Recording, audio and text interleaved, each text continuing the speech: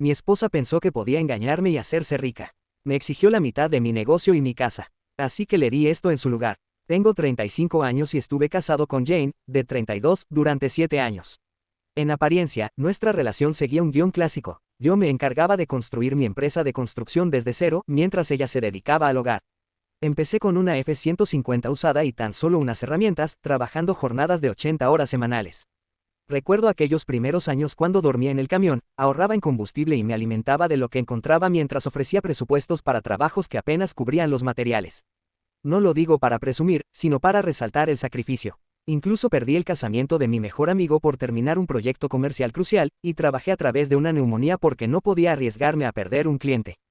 Cada ganancia se reinvertía en mejores herramientas y en contratar a personal competente.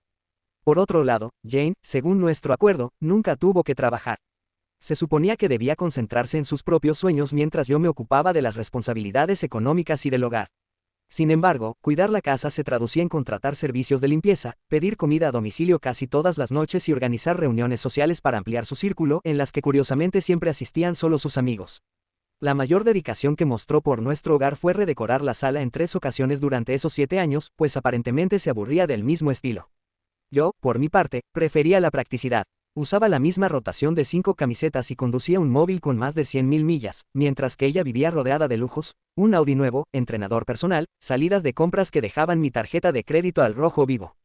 Nunca discutimos sobre el dinero, pues yo creía que ese era el precio a pagar por amar a alguien. Nuestra vida exterior reflejaba un cierto éxito. Vivíamos en una casa en un barrio acomodado, con buenas escuelas, teníamos un perro, aunque no teníamos hijos. De afuera, se nos veía como la pareja envidiada, exitosos y felices. Jane era el tipo de mujer carismática que atraía todas las miradas al entrar en un lugar, y yo confiaba plenamente en ella, a pesar de mi apretada agenda en la que manejar múltiples proyectos de construcción, clientes, contratistas y permisos municipales se volvía abrumador. Todo cambió una noche en la oficina, alrededor de las 10 de la noche, cuando recibí un mensaje de texto de Brian, un amigo que regenta un restaurante en el centro. Me preguntaba si Jane estaba fuera de la ciudad, ya que, según él, la había visto en The Orchid, nombre en clave de un elegante restaurante donde se exige un gasto mínimo de $300 por persona en compañía de otro hombre. Jane me había asegurado que se quedaría en casa por malestar, pero la coincidencia del lugar y la actitud poco casual de esa reunión me hicieron dudar.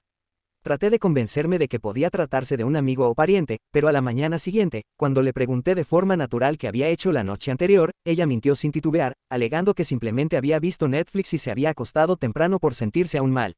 Esa incongruencia me impulsó a revisar nuestro estado bancario compartido esa misma noche, mientras ella dormía. Al principio, todo parecía normal, hasta que noté un cargo de $2.800 en The Orchid, realizado hace 2 días. Ese monto era equivalente a 3 meses de pagos de mi automóvil, y dado que Jane no tenía su propia tarjeta de crédito, me pregunté de dónde provenía ese gasto. Al investigar más a fondo, descubrí entre el correo que había llegado un extracto de una tarjeta de crédito a su nombre, de un banco que yo desconocía, con un saldo que superaba los $15.000, acumulados en apenas 6 meses. Esta cifra era asombrosa, $15.500 que se podrían haber destinado a comprar un auto usado decente o instalar un sistema de cine en casa. Los cargos, que incluían hoteles, restaurantes y regalos costosos, claramente no eran para su beneficio, sino para alguien más. Ante esta situación, decidí revisar los registros de llamadas en su teléfono. Aunque sé que no es lo ideal espiar la privacidad de la pareja, en ese momento sentí que ya no podía confiar en sus palabras.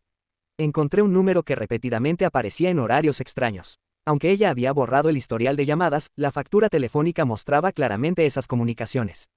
Llamé al número en un momento en que sabía que no estaría presente, y la llamada se dirigió directamente al buzón de voz con un mensaje que decía: «Hola, has llamado a Matt. Deja tu mensaje». ¿Quién era ese tal Matt? Me contuve de dejar un mensaje amenazante y decidí investigar en redes sociales. Descubrí que se trataba de Matt Stevens, un abogado corporativo de renombre en uno de los grandes despachos del centro. Aunque en redes no parecían tener una relación de amistad, unos comentarios entre ellos evidenciaron una cercanía inusual. A pesar de tener sospechas fundadas, quise tener pruebas irrefutables antes de confrontarla. Aproveché mis conocimientos en seguridad informática para instalar un sistema de cámaras en las áreas comunes de nuestra casa, la sala, la cocina y la entrada principal. Cabe resaltar que no coloqué cámaras en las áreas privadas, ya que no quería violar por completo la privacidad de nuestro hogar, y técnicamente era mi propiedad. Sin informarle, lo implementé discretamente mientras ella asistía a sus clases de yoga, justificándolo con una buena oferta de un paquete de seguridad. Incluso llegué a respaldar la información de su teléfono mientras se duchaba, algo de lo que no me siento orgulloso, pero en ese momento necesitaba evidencias claras. Lo que descubrí a través de las grabaciones no fue simplemente infidelidad, sino una traición premeditada que me hizo cuestionar por completo a la mujer con la que me casé. En tan solo una semana, las cámaras captaron imágenes que demostraban la magnitud del engaño. Jane llegó a nuestro hogar acompañada de Matt, y lo peor fue la desfachatez con la que lo hizo. Lo recibió, le ofreció asiento en el sofá que yo mismo había comprado y le sirvió bebidas de nuestro propio bar. Todo comenzó de manera inesperada, pero lo que siguió fue aún peor. No se trataba solo de engaños casuales, estaban planificando activamente mi caída. Las cámaras captaron con audio nítido cada palabra de su conversación. En un momento, mientras discutían la estrategia, Jane le dijo a su compañero: al presentar la demanda, debes exigir al menos la mitad de la empresa, ya que, según afirmaba, Wilson Construcción valía una fortuna. Fue entonces cuando me di cuenta de que Matt, a quien había considerado un abogado corporativo cualquiera, era en realidad un especialista en divorcios. Él se dedicaba a instruir a Jane, indicándole exactamente qué decir y cómo proceder. Lleva la cuenta de cada vez que él no regrese a casa para cenar o se ausente por trabajo. Estamos armando un caso que demuestra su ausencia emocional, le repetía Matt. Además, insistía en que Jane debía encargarse de todas las actividades sociales y del manejo del hogar para demostrar que, a su modo, había contribuido al éxito de él. Lo que vivía no era solo una infidelidad. Jane se había empeñado en trazar un plan minucioso para destruirme financieramente de la mano de su novio abogado. La situación se asemejaba a ver una mala película, pero lamentablemente era mi vida. Durante días, observé las grabaciones y reuní pruebas. Ella me decía que saldría a clases de yoga o se reuniría con amigas, y yo comprobaba en las cámaras cómo se arreglaba para salir a sus citas, a veces regresando y acostándose en nuestra cama como si nada hubiera pasado. Esa fría calculación me repugnaba, y decidí intensificar mi investigación. Me presenté en lugares donde sabía que la vería, disfrazado de un hombre inocente con gorra de béisbol y gafas de sol, como si fuera el espía más obvio del mundo.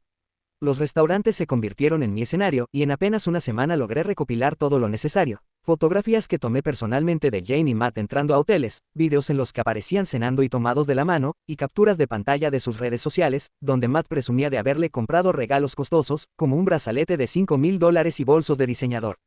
Lo más irritante era que todo parecía haberse extendido por casi un año, mientras yo trabajaba a destajo para expandir mi negocio a 2 nuevos condados, y mi esposa se dedicaba a probar a su futuro reemplazo.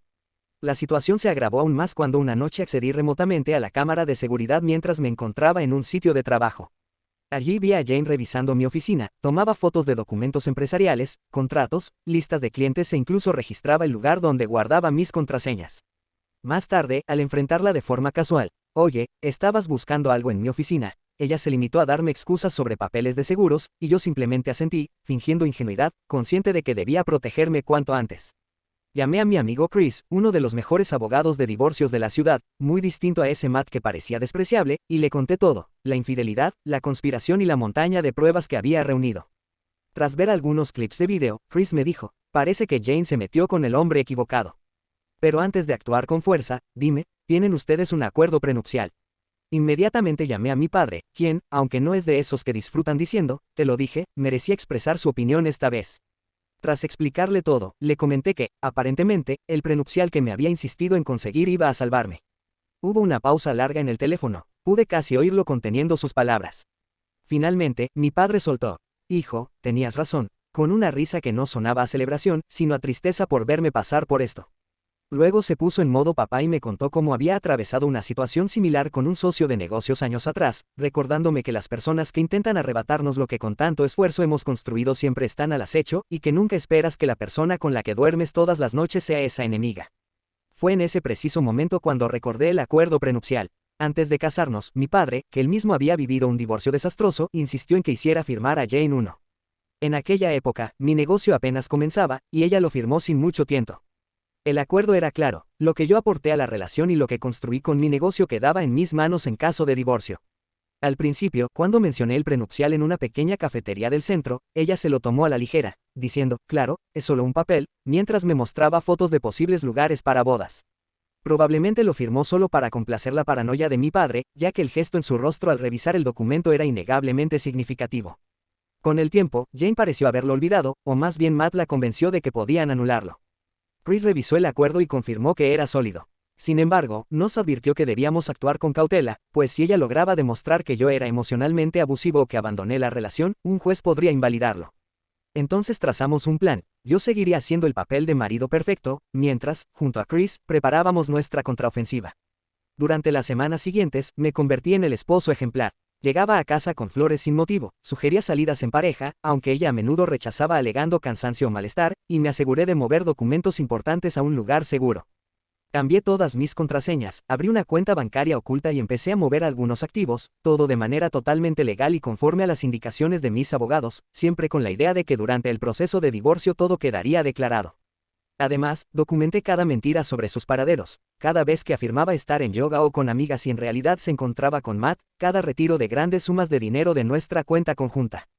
Jane jamás sospechó que estaba al tanto de sus movidas. Ella creía que yo era un marido distraído, demasiado absorto en el trabajo, y que Chris era fácil de engañar.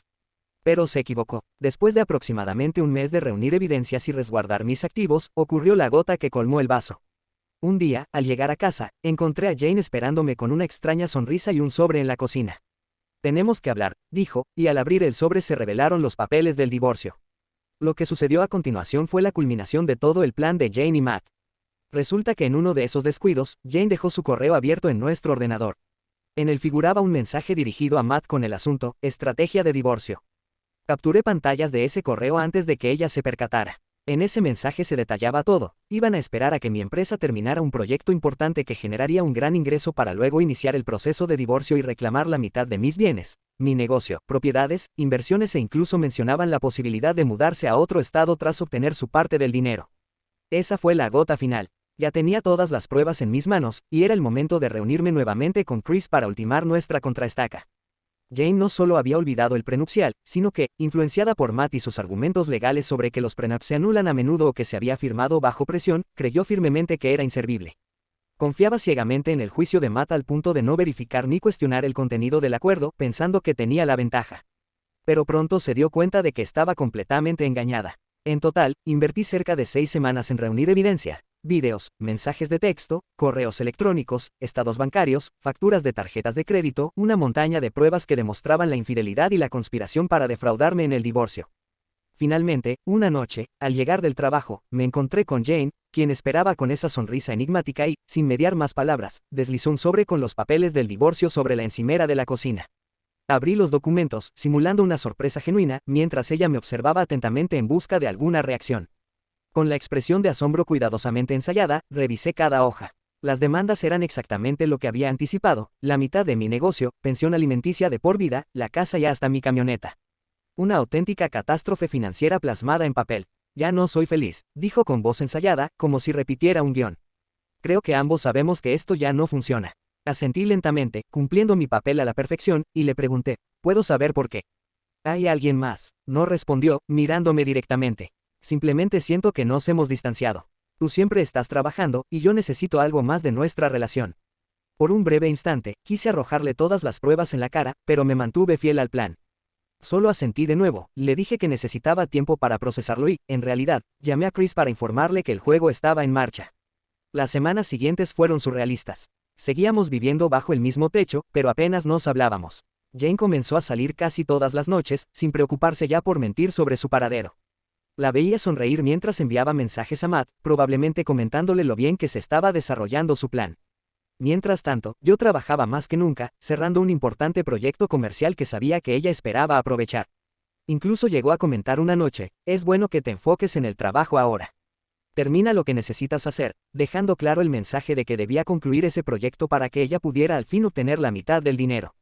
Chris y yo presentamos nuestra respuesta a la demanda de divorcio, aceptando aparentemente la mayoría de las condiciones, pero solicitando tiempo para valorar el negocio de forma adecuada. Esto nos dio el margen necesario para implementar nuestra estrategia. Hacíamos creer que ella había ganado mientras preparábamos la trampa perfecta. La fecha del juicio se fijó para aproximadamente 3 meses después de que Jane iniciara el proceso. Durante ese tiempo, moví el dinero de forma estratégica entre cuentas, documentando todo legalmente. Cerré el gran proyecto, y en cuanto recibí el pago, reinvertí la mayor parte en el negocio mediante gastos legítimos que habíamos planificado durante meses. Jane notó que la cuenta de la empresa no tenía el saldo que esperaba y me confrontó una noche, «¿Dónde está el dinero del proyecto?» «En Wests. Necesito comprar equipo nuevo. Son gastos del negocio», respondí con naturalidad. Su rostro mostró una leve mueca de ira, pero no pudo añadir nada sin revelar que había estado vigilando las cuentas con el divorcio en mente. Conforme se acercaba la fecha de la corte, Jane se mostraba cada vez más confiada. Empezó a mover algunas de sus pertenencias, a buscar un nuevo lugar e incluso a hablar de su parte de la casa, convencida de que pronto se volvería rica. Tanto es así que ya estaba gastando dinero que aún no tenía. La noche anterior al juicio, apenas pude dormir, no por nervios, sino porque anhelaba ver el momento en que todo se viniera abajo. Quería presenciar su reacción cuando su elaborado plan colapsara. La mañana del juicio, Jane pasó 2 horas arreglándose, cabello, maquillaje y vestuario. Estaba impecable, vestida para impresionar, con prendas que yo mismo había pagado. Pobrecita, no sabía que se estaba preparando para lo que sería su último día de falsa felicidad. Esa mañana, viajamos en autos separados. Al llegar al juzgado, la vi de pie junto a Matt, formando un pequeño equipo. Él se apartó rápidamente al notar mi presencia, demostrando ser un cobarde incapaz de enfrentarme. Jane se ubicó en un lado, luciendo una sonrisa de suficiencia, mientras yo me sentaba junto a Chris, sereno y listo para lo que venía. Ella me lanzaba miradas cómplices, probablemente convencida de que yo estaba a punto de perderlo todo. La jueza, una mujer mayor de cabello plateado y semblante firme, llamó al tribunal. Fue Matt quien se levantó primero, con una dramatización que parecía sacada de una serie de televisión. Su señoría, mi clienta ha quedado financieramente desamparada por las acciones egoístas del señor Wilson. Ella dedicó años de su vida a sostener este negocio, solo para ser descartada cuando éste prosperó. Me contuve de replicar, sintiendo que mi lengua se amedrentaba. Jane, que nunca había visitado una obra ni conocía a ninguno de mis empleados, era presentada en la sala como una socia dedicada que sacrificó todo por mi éxito. Resulta irónico, pues ella abandonó oportunidades profesionales, apoyo emocional y se encargó del hogar para permitirme enfocarme en el trabajo. Mientras la jueza tomaba notas, Matt comenzó a detallar los números: compensación por las contribuciones matrimoniales, solicitando la mitad del valor de Wilson Construcción, aproximadamente $4.20 millones, la casa, valorada en $850,000, una pensión mensual de $12,000 y otros activos, entre ellos cuentas de inversión, y sentía con la mirada puesta en la jueza, confiada en que el paquete total que me habría dejado en la ruina sería suyo. Con gran pomposidad, Matt concluyó: Su señoría, mi clienta simplemente busca lo justo tras 7 años de sociedad. La jueza se volvió hacia Chris, mi abogado, para pedir su declaración. Fue en ese instante cuando el ambiente se volvió tenso. Jane, ajena a lo que se avecinaba, mantenía su sonrisa arrogante, mientras Matt se mostraba tan seguro como un tiburón en traje caro. Chris comenzó a hojear su expediente y, con voz calmada y profesional, explicó a la jueza información que había sido emitida en la presentación de Matt. La jueza asintió para que continuara. Y entonces, Chris sacó a relucir nuestro acuerdo prenupcial, colocándolo frente a la autoridad judicial, quien lo revisó minuciosamente. El rostro de Jane pasó de la soberbia al desconcierto en apenas 2 segundos. Pude notar a Matt susurrándole frenéticamente, pero Chris no había terminado. Además, señaló que disponíamos de evidencia no solo de infidelidad, sino también de una conspiración para defraudar. La jueza mostró interés, y por un instante, Jane pareció visiblemente alterada. Fue entonces cuando Chris presentó un USB con toda nuestra evidencia. La jueza autorizó su reproducción, y el secretario del tribunal preparó el monitor para mostrar los videos. La imagen que apareció en pantalla era devastadora. Primero se mostraban a Jane y a Matt en la sala de nuestra casa, discutiendo sobre cómo apropiarse de la mitad de mi negocio. Luego, a Jane tomando fotografías de mis documentos confidenciales y, finalmente, clips en los que se veían conspirando para invalidar el acuerdo prenupcial. La sala quedó en un silencio sepulcral, y con cada nuevo clip, Jane se hundía más en su asiento, mientras el semblante de Matt se transformaba de confianza a horror. La jueza preguntó a Matt si deseaba hacer algún comentario sobre la evidencia. Fue en ese momento cuando Matt cerró su maletín y anunció que su clienta retiraría todas sus reclamaciones financieras. Jane lo miró con horror, pero él se negó a siquiera mirarla. Nada es más humillante que ver a tu pareja rendirse en pleno tribunal. Ella intentó hablar, argumentando que aún podían invalidar el acuerdo prenupcial, pero Matt la interrumpió. La evidencia era contundente, y no había escapatoria. La sentencia fue rápida y brutal. Se desestimaron todas las reclamaciones financieras, se ratificó el acuerdo prenupcial y se concedió el divorcio por adulterio. Jane se quedó únicamente con lo estipulado en el acuerdo, es decir, con sus pertenencias personales y una compensación mínima que ni siquiera alcanzaría para un año de sus extravagantes gastos. Cuando se anunció el fallo, Jane quedó paralizada, incapaz de comprender lo sucedido. Todos aquellos meses de planificación, conspiración y engaños se redujeron a un instante, y en menos de una hora, su plan se vino abajo por completo. No obtuvo ni la mitad de mi negocio, mi casa o la pensión alimenticia en la que ella confiaba. Nada de eso. Como diría Thanos, por una simple gota de sangre. Pero en el caso de Jane, ni siquiera consiguió esa gota. Salí del juzgado como un verdadero jefe, dejando atrás todo lo vivido. En el pasillo, Jane se apresuró a alcanzarme, con lágrimas que corrían por su rostro y el maquillaje arruinado, tratando de explicarme lo sucedido. Pero yo seguía adelante. Ya no quedaba nada por decir. La situación posterior fue tan directa como dolorosa. Jane tenía 2 semanas para retirar todas sus pertenencias de la casa. Intentó comunicarse conmigo en múltiples ocasiones, alternando entre llanto, disculpas y amenazas, hasta que decidí bloquear su número. Desde el primer día, cuando regresó para recoger sus cosas, me aseguré de que no tuviera acceso a nada que no fuera suyo. Sus planes para quitarme absolutamente todo y cualquier compasión se esfumó en un instante. Durante años, compartí mi vida con esa mujer. Le ofrecí, le di todo lo que podía dar como esposo: comodidad, amor, cuidados, regalos y apoyo incondicional. Pero en cuanto decidió faltarme al respeto, negando el valor de mi esfuerzo, para mí ella dejó de existir. Se llevó su ropa, joyas y objetos personales, sumando alrededor de 5 maletas y varias cajas. Una suma muy alejada de los millones que esperaba recibir. Lo irónico es que ya había pagado un depósito para un condominio de lujo, convencida de que dispondría de una fortuna tras el divorcio. Sin embargo, ese depósito se esfumó, al igual que una montaña de deudas en tarjetas de crédito que acumuló al comprar para su nueva vida, todo legalmente a su cargo. En otro frente, surgió el caso de Matt. Resulta que su firma de abogados no se lo tomó bien al descubrir que había ayudado a una cliente a planear defraudar a su esposo, sin mencionar que además mantuvo relaciones con ella. Mi abogado, Chris, se encargó de remitir las pruebas a la Asociación de Abogados del Estado, y hasta donde tengo entendido, Matt ahora enfrenta una investigación ética. No se puede decir que le haya ocurrido a un hombre mejor. Esa experiencia me transformó. Hoy soy más precavido y selectivo con quien permito entrar en mi vida. Una vez concluido el divorcio, centré todas mis energías en el trabajo.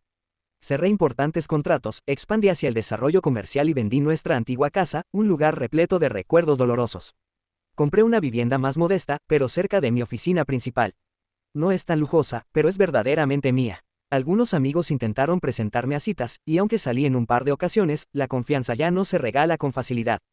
Quizás algún día, pero por ahora, mi prioridad es concentrarme en mí mismo y en mi negocio. Y como añadido inesperado, adopté un perro al que llamé Pickle.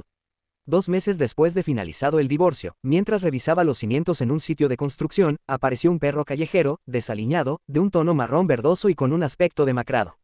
Uno de mis empleados estuvo a punto de alejarlo, pero decidí encargarme personalmente, ofreciéndole un poco de mi almuerzo.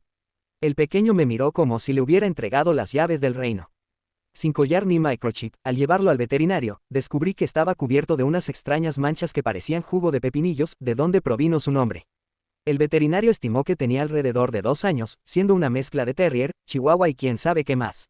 Inicialmente, pensé en limpiarlo para que tuviera más oportunidades en el refugio, pero esa primera noche, el animal se acurrucó a mi lado en el sofá, suspiró dramáticamente, como si hubiese pasado el día más duro, y se durmió sobre mi pierna. Desde entonces, Pickle se convirtió en parte de mi vida, incluso durmiendo en mi cama, algo que sin duda habría desatado la furia de Jane, quien siempre se preocupaba por los límites de los perros. Hoy, Pickle me acompaña a la oficina, viaja en el asiento delantero del camión con la cabeza asomada, casi como si dominara la carretera. Los clientes lo adoran, especialmente por su habilidad casi mágica para encontrar herramientas perdidas en las obras, ahorrándonos horas de búsqueda. Lo mejor de él es que, a diferencia de Jane, no muestra interés alguno por mis finanzas. 3 meses después del divorcio, Jane intentó comunicarse, enviándome un extenso correo en el que afirmaba haber cambiado y comprender lo que había perdido. Pero decidí no responder. Algunas cosas son irreparables, y ciertos puentes deben quemarse para siempre. Han pasado ya 6 meses desde la finalización del divorcio, y aún, de vez en cuando, escucho algo sobre Jane a través de amigos en común. Se mudó temporalmente con sus padres y consiguió un empleo en una boutique, una situación muy distinta del lujoso estilo de vida que esperaba tras la separación. Por mi parte, la vida continúa. Empecé a contemplar la idea de tomarme unas vacaciones, algo que no había hecho en años, buscar playas, desconectar del celular y realmente relajarme. Actualización. Muchos me pidieron noticias, así que aquí va. Ha pasado 1 año y medio desde el divorcio, y hoy comparto cómo va mi vida. Mi negocio ha crecido de forma impresionante. Al dejar de tener a Jane drenando mis recursos y mi energía, pude concentrarme en lo que realmente importa. Hemos ampliado nuestras operaciones a 3 nuevos condados, e inaugurado una segunda oficina. Actualmente cuento con casi 40 empleados y tenemos proyectos asegurados para el próximo año y medio. La parte de la venganza tampoco terminó. Recuerden que mi abogado, Chris, envió pruebas sobre la ética de Matt a la Asociación de Abogados del Estado. Pues bien, ayudar a una mujer a planear defraudar a su esposo mientras se mantiene una relación íntima con ella no pinta bien para la barra de abogados. Tras una investigación extensa, a Matt le suspendieron la licencia por 18 meses. Ya no me interesa cómo se arregla para pagar sus cuentas. Sobre Jane, lo que sé es a través de rumores. Después de mudarse nuevamente con sus padres, intentó reinventarse como influencer en redes sociales. Creó una cuenta de Instagram para promocionar boutiques y negocios locales. La última vez que me enteré, contaba con alrededor de 2.000 seguidores y buscaba desesperadamente recibir productos gratuitos a cambio de exposición. Es lamentable ver cómo alguien que solía gastar miles en compras se encuentra en esa situación. Incluso un amigo en común me comentó que, tras calmarse el lío legal, Jane y Matt intentaron reavivar su relación y se mudaron juntos a un modesto apartamento. Pero esa unión duró apenas 3 meses antes de que explotaran los problemas, especialmente cuando se descubrió que Matt la engañó con alguien de su antiguo despacho. El mes pasado, finalmente tomé esas vacaciones en la playa que tanto había mencionado. Me fui a Hawái por 2 semanas, dejé el portátil en casa y solo revisé mi correo de trabajo un par de veces. El negocio siguió su curso, el mundo no se detuvo, y recordé lo que es verdaderamente relajarse. La vida no es perfecta, pero es buena. Trabajo duro, estoy rodeado de gente de confianza y estoy construyendo algo significativo, tanto en lo profesional como en lo personal. Al final, eso vale mucho más que cualquier suma de dinero que Jane intentó quitarme.